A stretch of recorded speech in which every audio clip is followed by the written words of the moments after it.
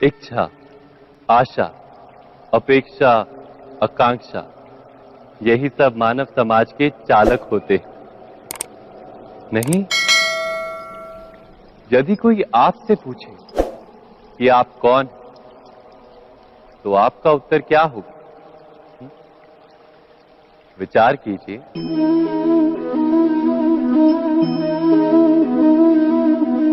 आप तुरंत ही ये जान पाएंगे कि आपकी इच्छाएं ही आपके जीवन की व्याख्या है। कुछ पाने से मिली सफलता, कुछ ना पाने से मिली निष्फलता ही आपका परिचय। अधिकतर लोग ऐसे जीते हैं कि स्वयं भीतर से मरते रहते हैं, किंतु अपनी इच्छाओं को नहीं मार पाते। इच्छाएं उन्हें दौड़ाती हैं जिस प्रकार मृग तृष्णा मृग को दौड़ाती है। परंतु इन्हीं इच्छाओं के गर्भ में ही ज्ञान का प्रकाश भी। कैसे? जब इच्छाएं अपूर्ण रहती और टूटती, तब वहीं से ज्ञान की किरण प्रवेश करती है मनुष्य के हृदय। ना, ये कथा नहीं है केवल इच्छाओं के संघर्ष की, नहीं है केवल महत्वाकांक्षाओं से जन्म लेने वाले भयावह रक्तपात। ये कथा है इच्छाओं के गर्भ से उदित होते हुए ज्ञान की। मैं वासुदेव कृष्ण आप सभी को निमंत्रण देता हूं इस यात्रा पे चलने का, जो जीवन का मर्म सिखाएगी, मनुष्य का धर्म सिखाएगी, कीचड़ से उठकर कमल बनने का कर्म सिखाएगी। और इस यात्रा का नाम है महाभारत।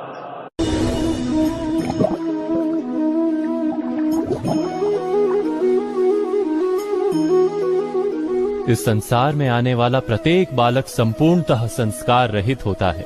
उसके अंतर पर ना किसी अच्छे संस्कार के चिन्ह अंकित होते हैं, ना ही बुरे संस्कार के। अर्थात जन्म से बालक में ना कोई गुण होता है और ना ही कोई दोष। तो ये दोष अथवा गुण किस प्रकार प्राप्त होते हैं?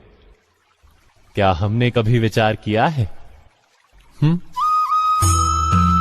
जो बात माता पिता के मुख से निरंतर सुनी जाती है, वही बात उनकी संतानों के हृदय का संस्कार बनती है। जैसे किसी गांव में नदी तट तक एक पगडंडी बन जाती है केवल उस मार्ग पर बार बार चलने के कारण। अर्थात माता पिता के हृदय की इच्छाएं उनकी संतानों के हृदय का दोष अथवा गुण बनकर जन्म लेती हैं। क्या ये सत्य नहीं? पर फिर भी जब उनकी संतानों में कोई दोष दिखाई देता है, तो माता पिता आश्चर्य और दुख से भर जाते।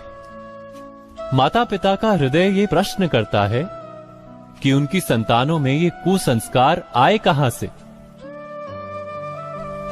सत्य तो यही है कि माता पिता अपनी संतानों को अनजाने में ही कुसंस्कार के बीज दे देते हैं, जो उनके संतानों की हृदय भूमि पर कुसंस्कार का वृक्ष बनकर उगता है। अर्थात अपनी संतानों को सुसंस्कारी और धर्ममय बनाने की आशा रखने वाले प्रत्येक माता पिता को प्रथम अपने हृदय की इच्छाओं पर अंकुश रखना क्या अनिवार्य नहीं?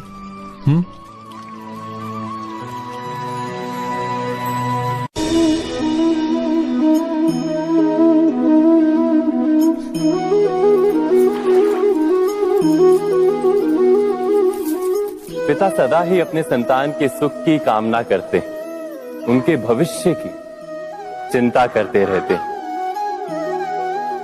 इसी कारणवश सदा ही अपने संतानों के भविष्य का मार्ग स्वयं निश्चित करने का प्रयत्न करते रहते हैं। जिस मार्ग पर पिता स्वयं चला है, जिस मार्ग के कंकर पत्थर को स्वयं देखा है, मार्ग की छाया, मार्ग की धूप को स्वयं जाना है, उसी मार्ग पर उसका पुत्र भी चले, यही इच्छा रहती है हर पिता की। निस्संदेह उत्तम भावना है ये। किंतु 3 प्रश्नों के ऊपर विचार करना हम भूल ही जाते हैं। कौन से प्रश्न? प्रथम प्रश्न, क्या समय के साथ प्रत्येक मार्ग बदल नहीं जाते? क्या समय सदा ही नई चुनौतियों को लेकर नहीं आता? तो फिर बीते हुए समय के अनुभव नई पीढ़ी को किस प्रकार लाभ दे सकते हैं? दूसरा प्रश्न, क्या प्रत्येक संतान अपने माता पिता की छवि होता है? हाँ, संतानों को संस्कार तो अवश्य माता पिता देते हैं, किंतु भीतर की क्षमता तो ईश्वर देते हैं। तो जिस मार्ग पर पिता को सफलता मिली है, विश्वास है कि उसी मार्ग पर उसकी संतानों को भी सफलता और सुख प्राप्त होगा। तीसरा प्रश्न, क्या जीवन के संघर्ष और चुनौतियां लाभकारी नहीं होती? क्या प्रत्येक नया प्रश्न एक नए उत्तर का द्वार नहीं खोलता? तो फिर संतानों को नए नए प्रश्नों, संघर्षों और चुनौतियों से दूर रखना, ये उनके लिए लाभ करना कहलाएगा या हानि पहुंचाना? अर्थात जिस प्रकार संतान के भविष्य का निर्माण करने के बदले उसके चरित्र का निर्माण करना श्रेष्ठ है, वैसे ही संतानों के जीवन का मार्ग निश्चित करने के बदले उन्हें नए संघर्षों के साथ जूझने के लिए मनोबल व ज्ञान देना अधिक लाभदायक नहीं होगा? स्वयं विचार कीजिए।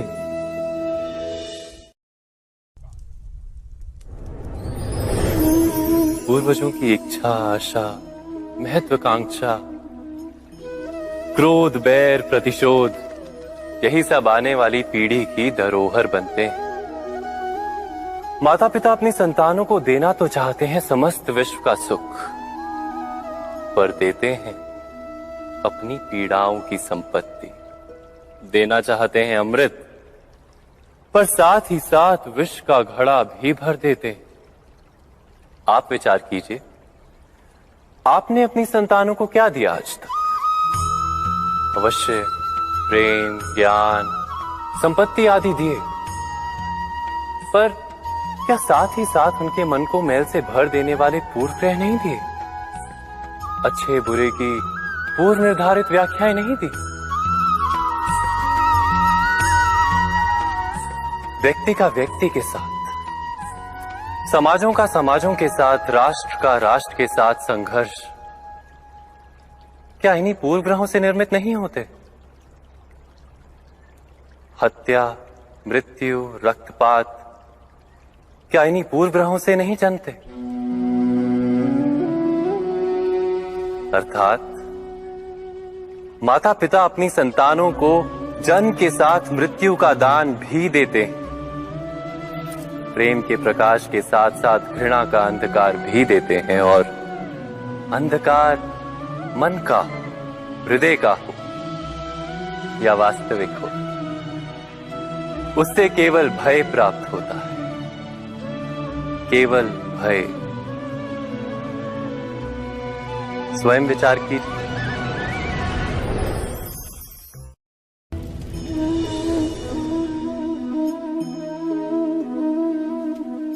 मनुष्य का स्वभाव है कि वो स्वयं को, अपने परिवार को, अपनी संतानों को अधिकतम सुख प्राप्त हो ऐसी इच्छा रखता है। इसी कारण से हम सदा श्रम और कष्ट से अंतर रखते हैं, विश्राम और सुविधाओं को बढ़ाने का प्रयास करते हैं। स्वयं अपने जीवन का विचार कीजिए, क्या ये सत्य नहीं कि हम अपनी संतानों के लिए सदा ही विश्राम और सुविधा का आयोजन करते हैं? पर क्या कभी सोचा है केवल विश्राम से क्या लाभ प्राप्त होता है? केवल सुख और सुविधा जिन्हें प्राप्त हो, उनका जीवन कैसा होता है? शरीर जब श्रम करता है तो अधिक स्वस्थ बनता है, बुद्धि भी जब कठिन चुनौतियों का सामना करती है तो अधिक तेजस्वी बनती है। ये हम सबका अनुभव है, पर हम शायद ये भूल जाते हैं कि मन और आत्मा को जब कठिनाइयां प्राप्त होती हैं, तब वे भी अधिक बलवान होती हैं। अर्थात जब भी हम अपनी संतानों को श्रम और दुख से दूर रखने का प्रयास करते हैं, क्या वास्तव में उनके सुख का मार्ग बंद नहीं कर देते। स्वयं विचार कीजिए।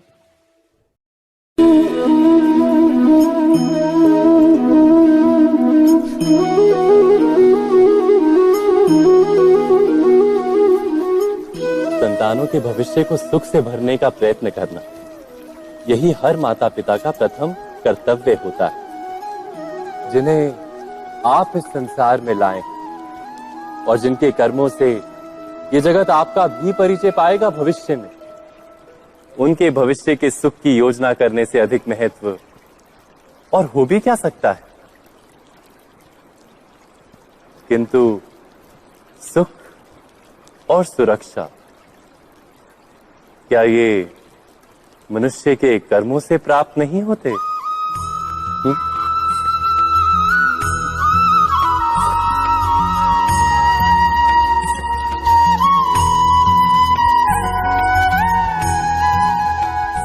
माता पिता के दिए हुए अच्छे या बुरे संस्कार, उनकी दी हुई योग्य अथवा अयोग्य शिक्षा, क्या आज के सारे कर्मों का मूल नहीं? संस्कार और शिक्षा से बनता है मनुष्य का चरित्र। अर्थात माता पिता अपनी संतानों का जैसा चरित्र बनाते हैं, वैसा ही बनता है उनका भविष्य। किंतु फिर भी अधिकतर माता पिता अपनी संतानों का भविष्य सुरक्षित करने की चिंता में उनका चरित्र निर्माण का कार्य भूल ही जाते हैं। वस्तुतः जो माता पिता अपनी संतानों के भविष्य की चिंता करते हैं, उनकी संतानों को कोई लाभ नहीं होता। किंतु जो माता पिता अपने संतानों के भविष्य की नहीं, उनके चरित्र का निर्माण करते हैं, उन संतानों की प्रशस्ति समस्त संसार करता है। स्वयं विचार कीजिए।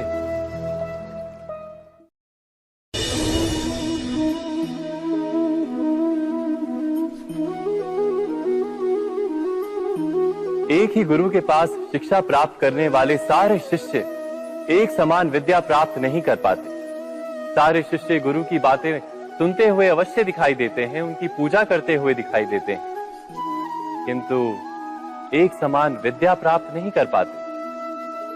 क्या कभी विचार किया है ऐसा क्यों होता है? सत्य तो यह है कि विद्या प्राप्त ना कर पाने वाले शिष्य समर्पण का दिखावा तो करते हैं, किंतु समर्पण का वास्तविक अर्थ नहीं समझ पाते। गुरु के चरणों में फूल चढ़ाने से अथवा गुरु का आदेश मानने मात्र से क्या समर्पण सिद्ध होता है? नहीं। समर्पण का वास्तविक अर्थ है जब गुरु के प्रति मन में कोई संदेह ना रहे, गुरु के मुख से आदेश निकले उससे पूर्व शिष्य उस कार्य को पूरा कर दे। गुरु के विचारों के साथ शिष्य के विचार एक हो जाएं। शिष्य जब तक अपने गुरु में ब्रह्मा विष्णु महेश इनके रूप ना देख ले, तब तक उसका समर्पण सत्य नहीं। वास्तव में समर्पण किसी कार्य का नाम नहीं, समर्पण तो हृदय की भावना और मन की स्थिति का नाम है। अर्थात हमारे अज्ञान में क्या दोष केवल हमारे मन का नहीं? स्वयं विचार कीजिए।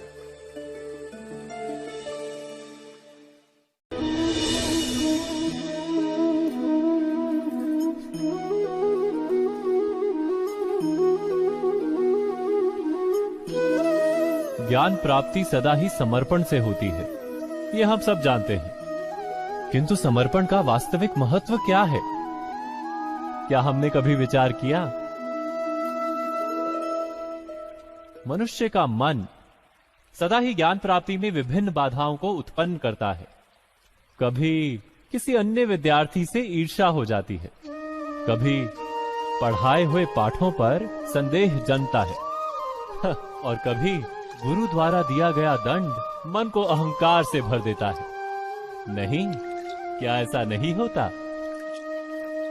न जाने कैसे कैसे विचार मन को भटकाते हैं और मन की इसी अयोग्य स्थिति के कारण हम ज्ञान प्राप्त नहीं कर पाते।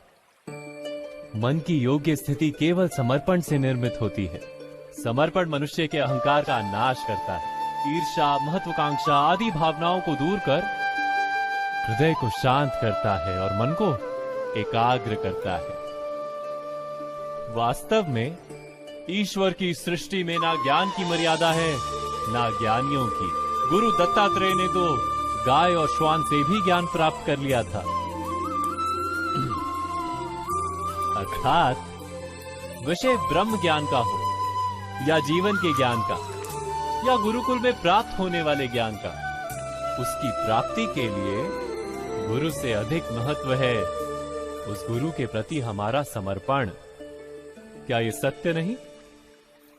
स्वयं विचार कीजिए।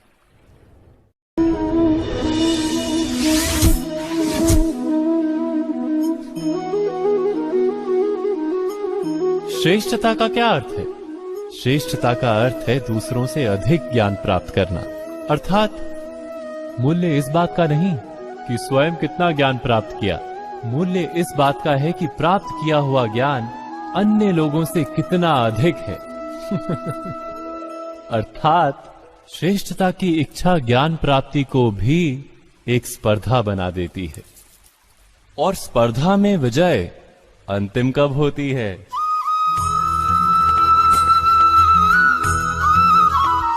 कुछ समय के लिए तो श्रेष्ठ बना जा सकता है, किंतु सदा के लिए कोई श्रेष्ठ नहीं रह पाता। फिर वही असंतोष, पीड़ा और संघर्ष जन्म लेता है। किंतु श्रेष्ठ बनने के बदले यदि उत्तम बनने का प्रयत्न करें तो क्या होगा? उत्तम का अर्थ है कि जितना प्राप्त करने योग्य है वो सब प्राप्त करना, किसी से अधिक पाने की इच्छा से नहीं, मात्र आत्मा की तृप्ति हेतु कुछ प्राप्त करना। उत्तम के मार्ग पर किसी अन्य से स्पर्धा नहीं होती, स्वयं अपने आप से स्पर्धा होती है। अर्थात उत्तम बनने का प्रयत्न करने वाले को देर अबेर सारा ज्ञान प्राप्त हो जाता है, बिना प्रयत्न के ही वो श्रेष्ठ बन जाता है। किंतु जो श्रेष्ठ बनने का प्रयत्न करता है वो श्रेष्ठ बने या ना बने, उत्तम कभी नहीं बन पाता।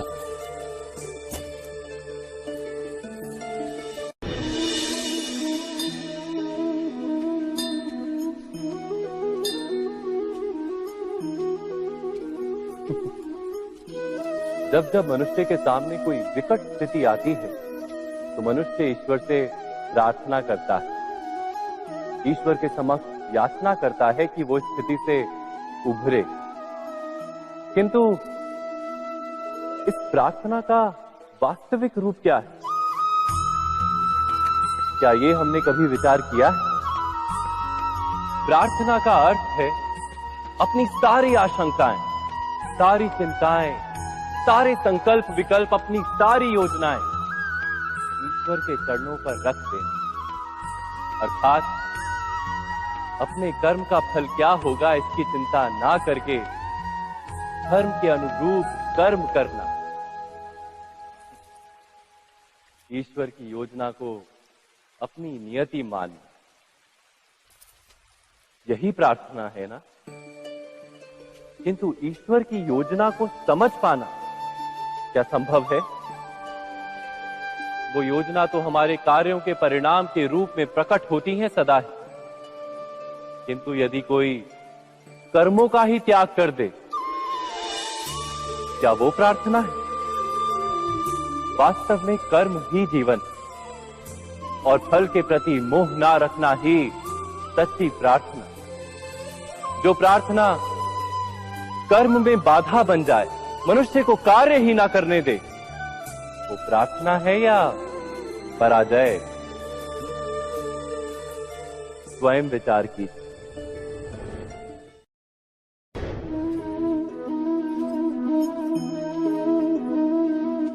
मनुष्य के जीवन का चालक है भय।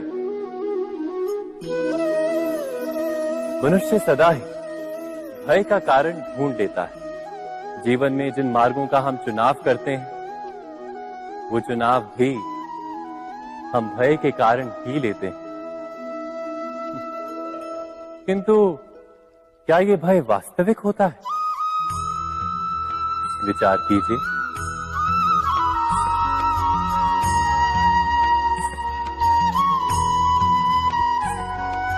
भय का अर्थ है आने वाले समय में विपत्ति की कल्पना। किंतु समय का स्वामी कौन? ना तो हम समय के स्वामी हैं, ना हमारे शत्रु या प्रतिस्पर्धी।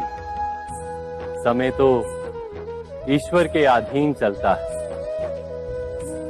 तो क्या यदि कोई आपको हानि पहुंचाने के लिए केवल योजना बनाता है, वो वास्तव में आपको हानि पहुंचा सकता है? नहीं। किंतु भय से भरा हुआ हृदय हमें अधिक हानि पहुंचाता है। क्या ये सत्य नहीं?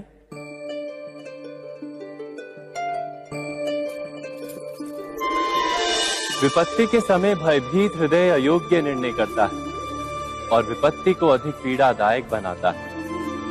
किंतु विश्वास से भरा हृदय विपत्ति के समय को भी सरलता से पार कर जाता है। अर्थात जिस कारण से मनुष्य हृदय में भय को स्थान देता है, भय ठीक उससे विपरीत कार्य करता है। क्या ये सत्य नहीं? स्वयं विचार कीजिए।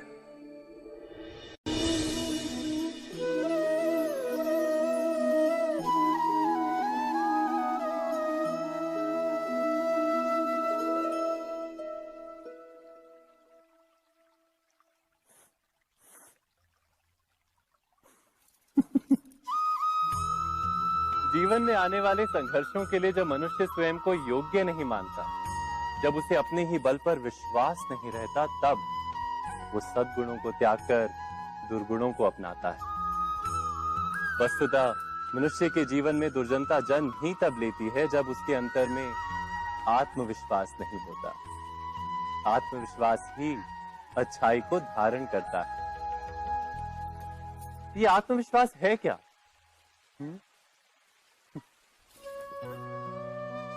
जब मनुष्य ये मानता है कि जीवन का संघर्ष उसे दुर्बल बनाता है, तो उसे अपने ऊपर विश्वास नहीं रहता। वो संघर्ष के पार जाने के बदले संघर्ष से छूटने के उपाय ढूंढने लगता है।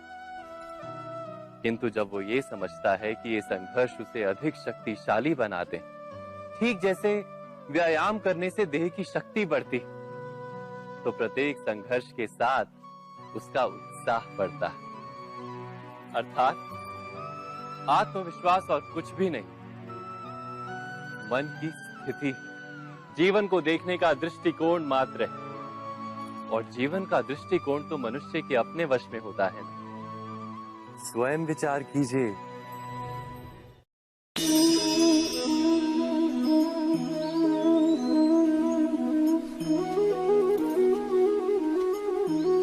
जब अपने किसी अच्छे कार्य के उत्तर में दुख प्राप्त होता है अथवा किसी को उसके दुष्ट कार्य में सुख मिलता है, तो मन अवश्य ये विचार करता है कि अच्छा कार्य करने का, धर्म के मार्ग पर चलने का तात्पर्य क्या है।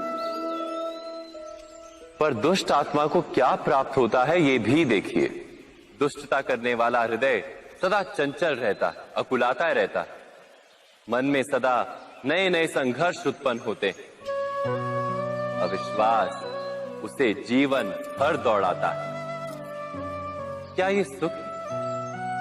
जबकि धर्म पे चलने वाला, अच्छा कार्य करने वाले, सच्चरित्र व्यक्ति का हृदय शांत रहता है। परिस्थितियां उसके जीवन के सुख में बाधा नहीं बनती।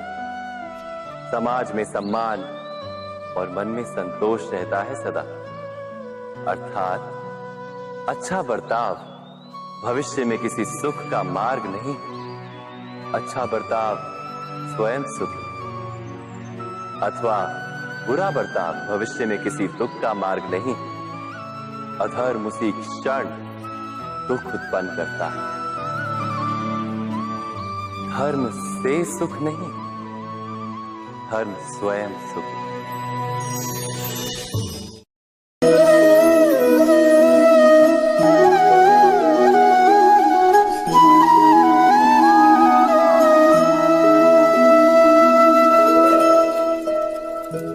जब किसी व्यक्ति को किसी घटना में अन्याय का अनुभव होता है तो वो घटना उसके अंतर को झकझोर देती है।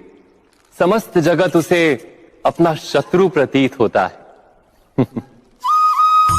अन्याय लगने वाली घटना जितनी बड़ी होती है, मनुष्य का हृदय भी उतना ही अधिक विरोध करता है।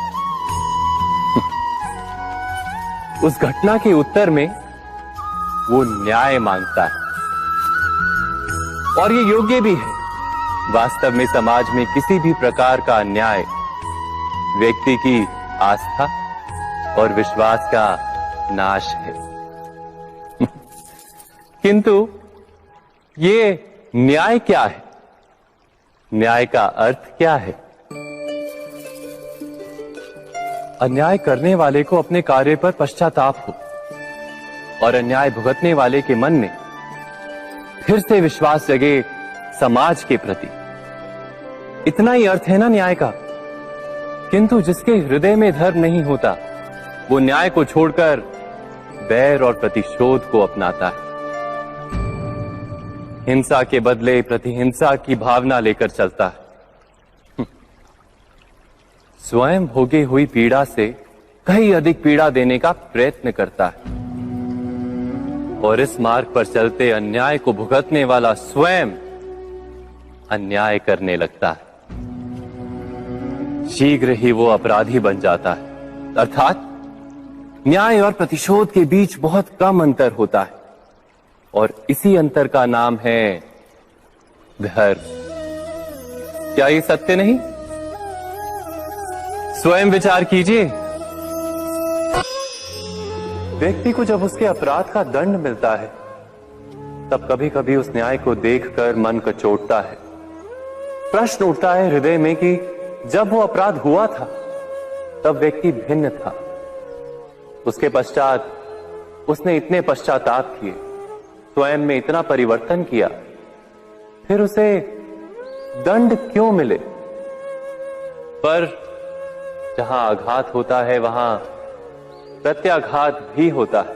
जैसा कर्म वैसा फल। यदि किसी को प्रेम दोगे तो सुख प्राप्त होगा, यदि किसी की हत्या करोगे तो मृत्यु दंड मिलेगा। जैसा कार्य वैसा ही न्याय। तो फिर प्रायश्चित और पश्चाताप का कोई मूल्य नहीं है? अवश्य है मूल्य। प्रायश्चित और पश्चाताप मनुष्य की आत्मा को बलवान करता है। आने वाले दंड को स्वीकार करने के लिए मनुष्य को तैयार करता है। अर्थात बिना प्रायश्चित के दंड स्वीकार करने का कोई मूल्य है? स्वयं विचार कीजिए। मनुष्य के हृदय में भय का साम्राज्य रहता है सदा। कभी संपत्ति के नाश का भय, कभी अपमान का भय, कभी अपनों से छूट जाने का भय। इसीलिए भय का होना सबको स्वाभाविक ही लगता है। क्या कभी विचार किया है, जो स्थिति अथवा वस्तु भय को जन्म देती है, क्या वहीं से वास्तव में दुख आता है? नहीं, ऐसा तो कोई नियम नहीं। और सबका अनुभव तो ये बताता है कि भय धारण करने से भविष्य के दुख का निवारण नहीं होता। भय केवल आने वाले दुख की कल्पना मात्र ही है। वास्तविकता से इसका कोई संबंध नहीं है। तो क्या ये जानते हुए भी कि भय कुछ और नहीं, केवल कल्पना मात्र ही है, इससे मुक्त होकर निर्भय बन पाना क्या बहुत कठिन है? अवश्य विचार कीजिएगा।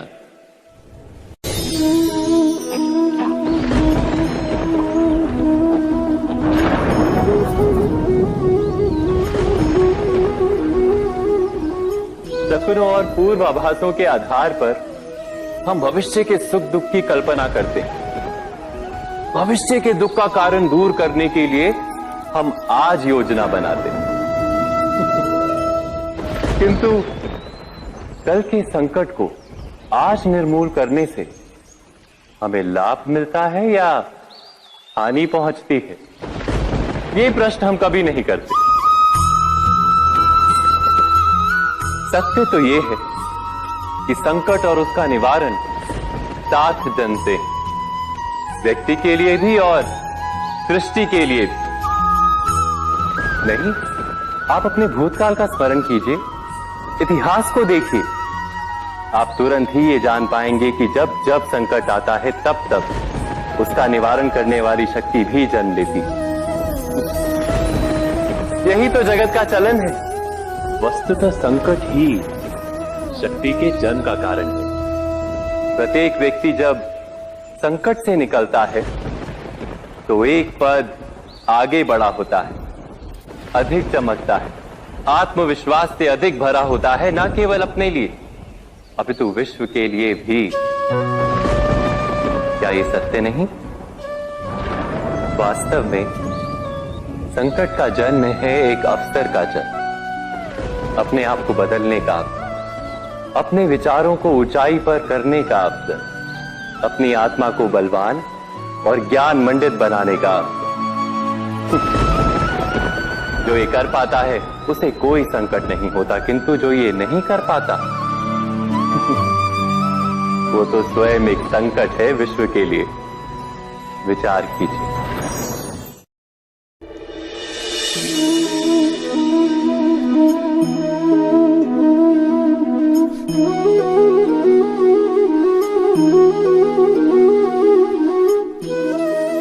जीवन का हर क्षण निर्णय का क्षण होता है। प्रत्येक पद पर दूसरे पद के विषय में कोई निर्णय करना ही पड़ता है, और निर्णय अपना प्रभाव छोड़ जाता है। आज किए गए निर्णय भविष्य में सुख अथवा दुख निर्मित करते हैं, ना केवल अपने लिए, अपने परिवार के लिए भी, आने वाली पीढ़ियों के लिए भी। जब कोई दुविधा सामने आती है तो मन व्याकुल हो जाता है, अनिश्चय से भर जाता है। निर्णय का वो क्षण युद्ध बन जाता है और मन बन जाता है युद्ध भूमि। अधिकतर निर्णय हम दुविधा का उपाय करने के लिए नहीं, केवल मन को शांत करने के लिए लेते हैं। पर क्या कोई दौड़ते हुए भोजन कर सकता है? नहीं। तो क्या युद्ध से जूझता हुआ मन कोई योग्य निर्णय ले पाएगा? वास्तव में शांत मन से जब कोई निर्णय करता है तो अपने लिए सुखद भविष्य बनाता है, किंतु अपने मन को शांत करने के लिए जब कोई निर्णय करता है तो वो व्यक्ति भविष्य में अपने लिए कांटों भरा वृक्ष लगाता है। स्वयं विचार कीजिएगा।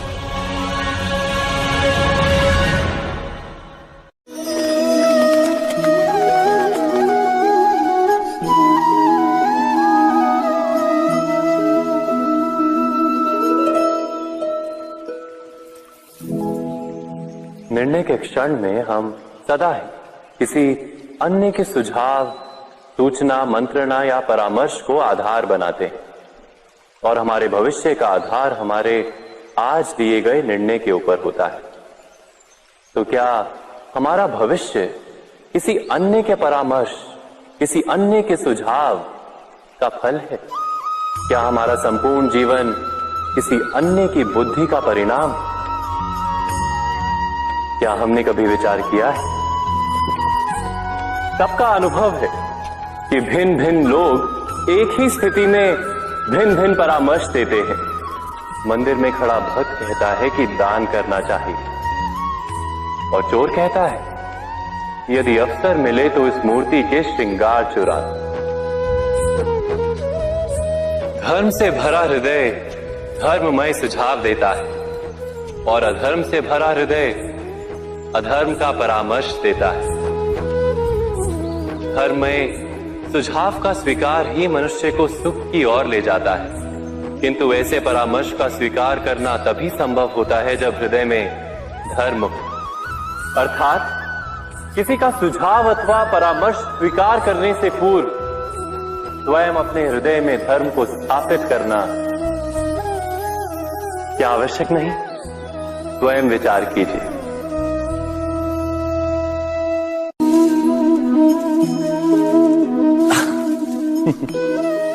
मनुष्य के सारे संबंधों का आधार है अपेक्षा। पति कैसा हो जो मेरा जीवन सुख और सुविधा से भर दे? पत्नी कैसी हो जो सदैव मेरे प्रति समर्पित रहे? संतान कैसी हो जो मेरी सेवा करे, मेरा आदेश माने?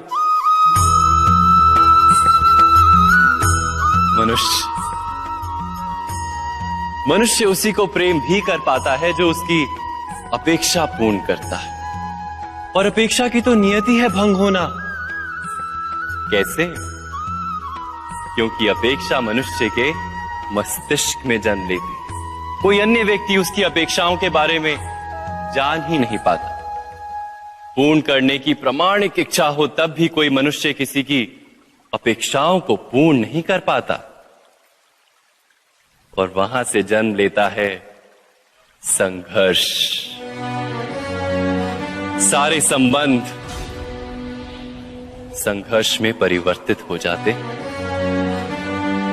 पर मनुष्य अपेक्षा को संबंध का आधार ना बनाए और स्वीकार करे केवल संबंध का आधार, तो क्या ये जीवन स्वयमेव सुख और शांति से नहीं भर जाएगा?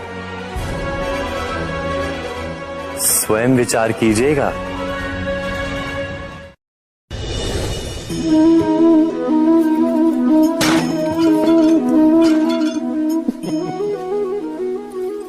कभी कभी कोई घटना मनुष्य के जीवन की सारी योजनाओं को तोड़ देती और मनुष्य उस आघात को अपने जीवन का केंद्र मान लेता। पर क्या भविष्य मनुष्य की योजनाओं के आधार पर निर्मित होते हैं? नहीं।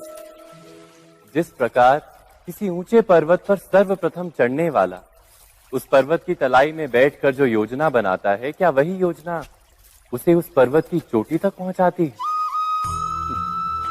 नहीं। वास्तव में वो जैसे जैसे ऊपर चढ़ता है वैसे वैसे उसे नई नई चुनौतियां, नई नई विडंबनाएं, नए नए अवरोध मिलते हैं।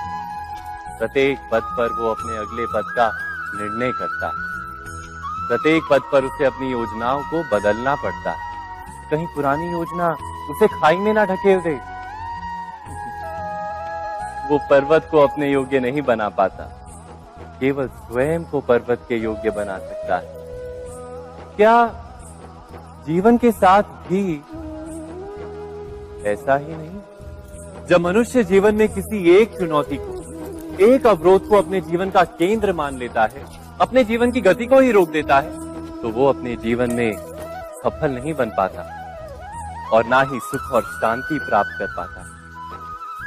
अर्थात जीवन को अपने योग्य बनाने के बदले स्वयं अपने को जीवन के योग्य बनाना ही सफलता और सुख का एकमात्र मार्ग नहीं? स्वयं विचार कीजिए।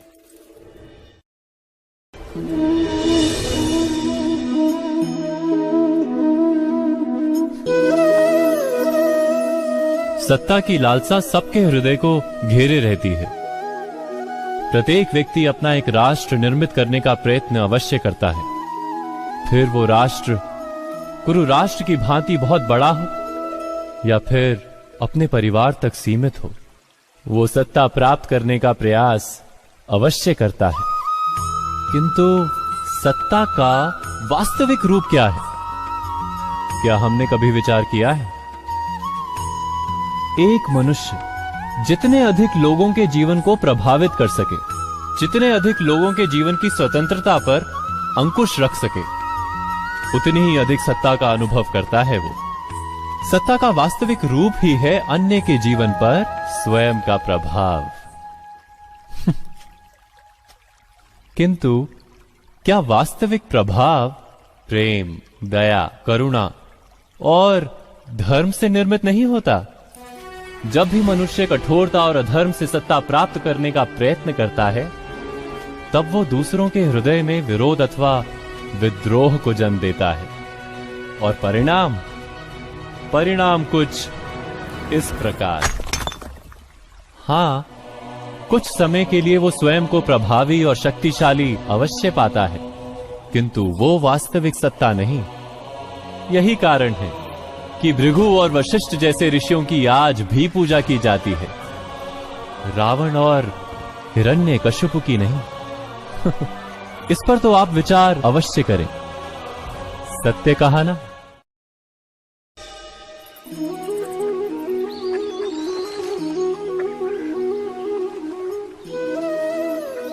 समय के आरंभ से ही मनुष्य को एक प्रश्न सदा पीड़ा देता है कि वो अपने संबंधों में अधिकतम सुख और कम से कम दुख किस प्रकार प्राप्त कर सकता है।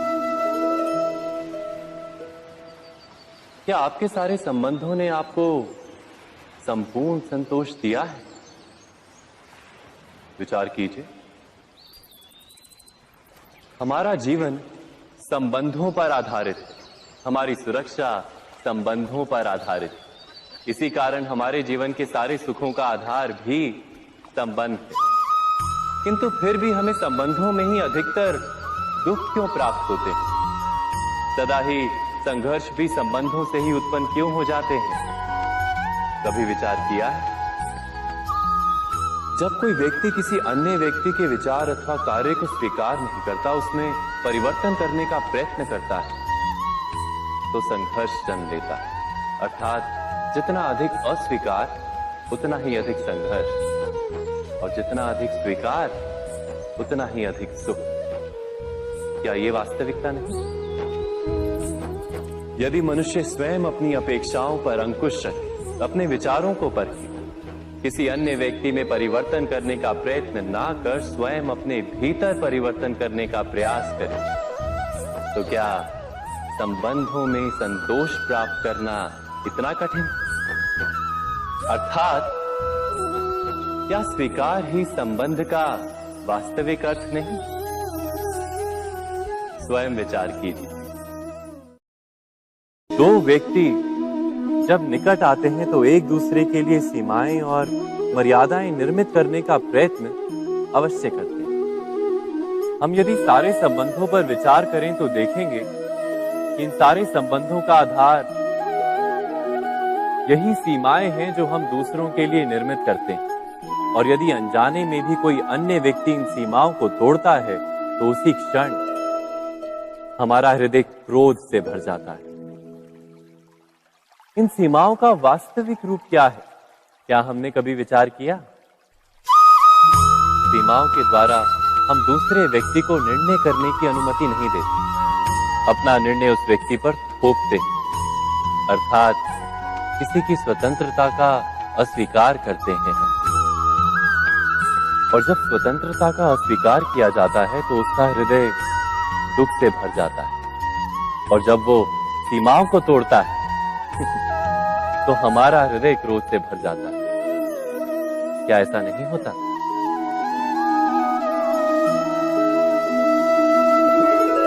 पर यदि एक दूसरे की स्वतंत्रता का सम्मान किया जाए तो किसी मर्यादाओं या सीमाओं की आवश्यकता ही नहीं होती। अर्थात जिस प्रकार स्वीकार किसी संबंध का देह है, क्या वैसे ही स्वतंत्रता किसी संबंध की आत्मा नहीं? स्वयं विचार कीजिए।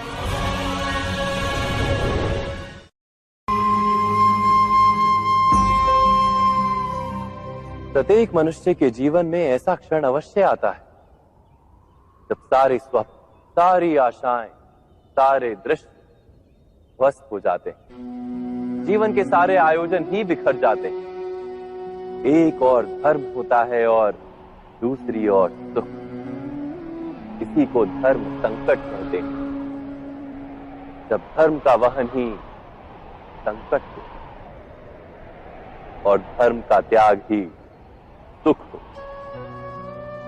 विचार कीजिए, कभी किसी स्वजन के विरुद्ध सत्य बोलने का अवसर प्राप्त हो जाता है, कभी ठीक दरिद्रता के समय सरलता से चोरी करने का मार्ग प्राप्त हो जाता है, कभी किसी शक्तिशाली राजनेता या राजा के कर्मचारी का अधर्म प्रकट हो जाता है।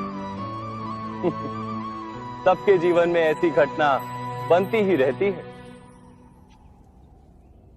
अधिकतर लोग ऐसे किसी क्षण को धर्म संकट के रूप में जान ही नहीं पाते। हमें किसी प्रकार के संघर्ष का अनुभव ही नहीं होता। सहजता से सुख की ओर खींचे चले जाते हैं, जैसे मक्खी गुड़ की ओर खींची चली जाती। वास्तव में धर्म संकट का क्षण ईश्वर के निकट जाने का क्षण होता है। यदि हम संघर्षों से भयभीत ना हो, सुख की ओर आकर्षित ना हो, अपने धर्म पर दृढ़ रहे, तो ईश्वर का साक्षात्कार दूर नहीं।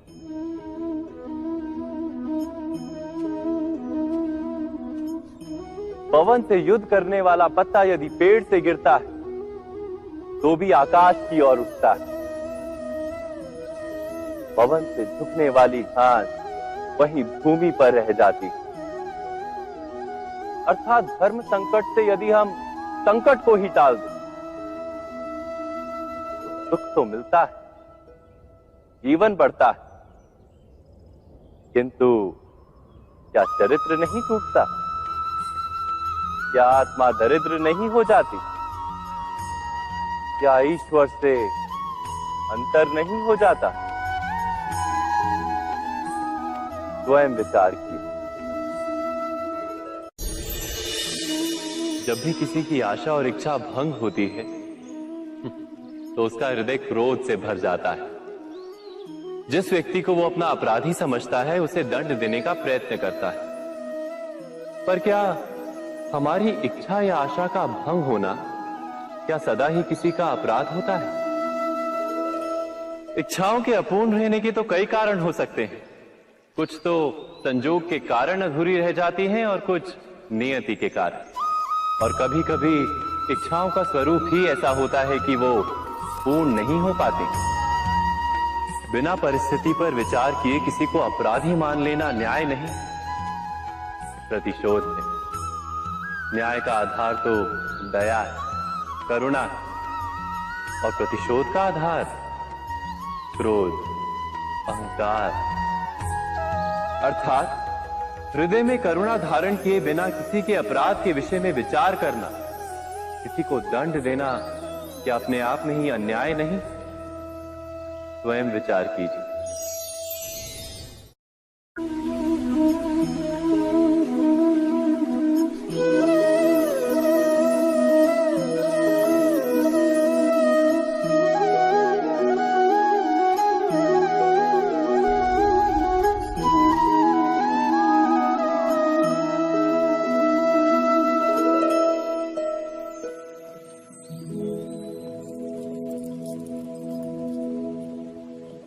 भविष्य के आधार पर सब आज का निर्णय लेना चाहते हैं।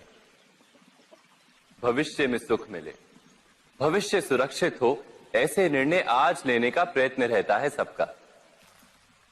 आप अपने जीवन को देखिए, क्या आपके अधिकतर निर्णय के पीछे भविष्य का विचार नहीं होता? और हो भी क्यों ना। अपने जीवन को सरल और सुखमय बनाने का प्रयत्न करने का अधिकार सबका है। पर भविष्य तो कोई नहीं जानता, केवल कल्पना ही की जा सकती है।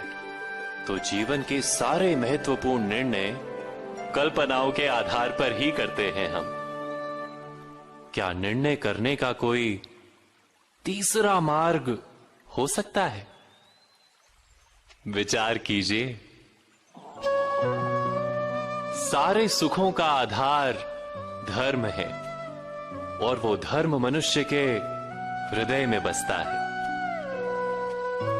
तो प्रत्येक निर्णय से पूर्व स्वयं अपने हृदय से ये प्रश्न अवश्य पूछ लेना कि ये निर्णय स्वार्थ से जन्मा है या धर्म से। क्या इतना पर्याप्त नहीं? भविष्य के बदले धर्म का विचार करने से क्या भविष्य अधिक सुखपूर्ण नहीं होगा? स्वयं विचार कीजिए।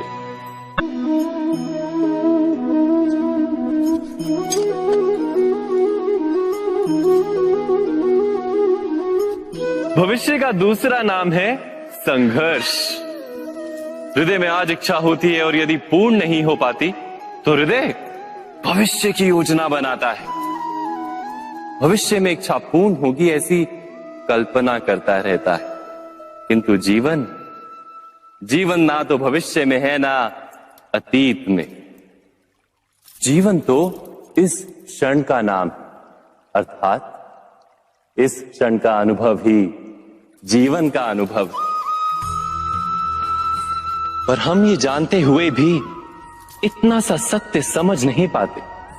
या तो हम बीते हुए समय के स्मरणों को घेर कर बैठे रहते हैं, या फिर आने वाले समय के लिए हम योजनाएं बनाते रहते हैं और जीवन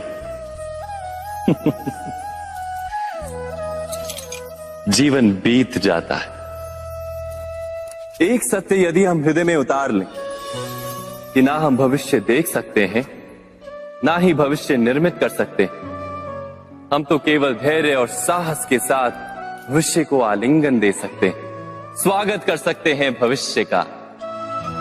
तो क्या जीवन का हर पल जीवन से नहीं भर जाएगा? स्वयं विचार कीजिए।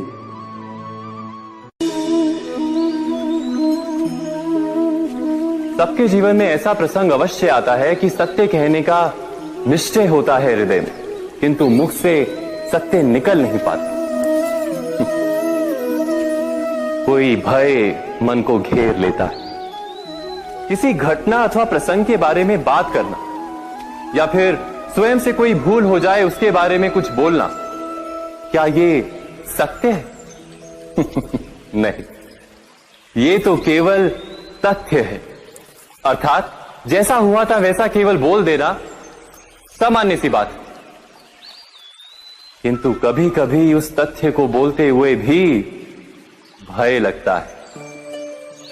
कदाचित किसी दूसरे की भावनाओं का विचार आता है मन, दूसरे को दुख होगा ये भय भी शब्दों को रोकता है। तो ये सत्य क्या है? क्या हमने कभी विचार किया है? जब भय रहते हुए भी कोई तथ्य बोलता है तो वो सत्य कहलाता है। वास्तव में सत्य कुछ और नहीं, केवल निर्भयता का दूसरा नाम है। और निर्भय होने का कोई समय नहीं होता, क्योंकि निर्भयता आत्मा का स्वभाव है। अर्थात क्या प्रत्येक क्षण सत्य बोलने का क्षण नहीं होता?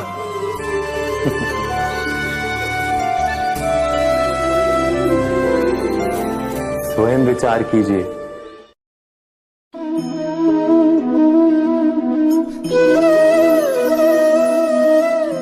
परंपरा में धर्म बसता है और परंपराएं ही धर्म को संभालने का कार्य करती हैं, ये सत्य है। पर क्या केवल परंपरा ही धर्म है?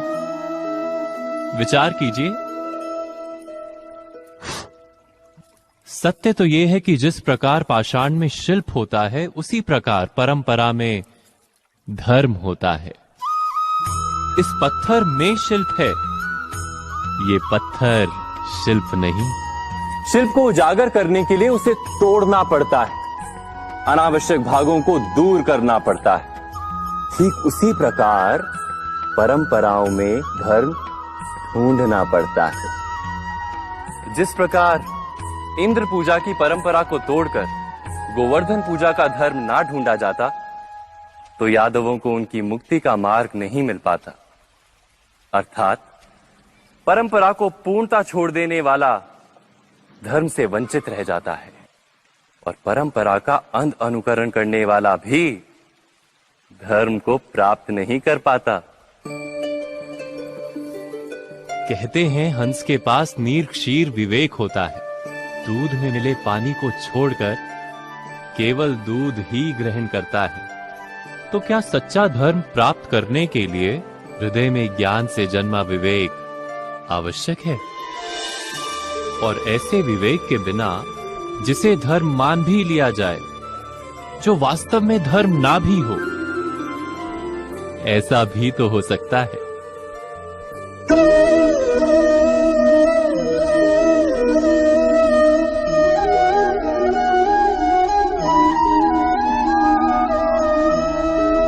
महाभारत का ये युद्ध, महाभारत की ये कथा अनेक सत्यों को प्रस्थापित करती है।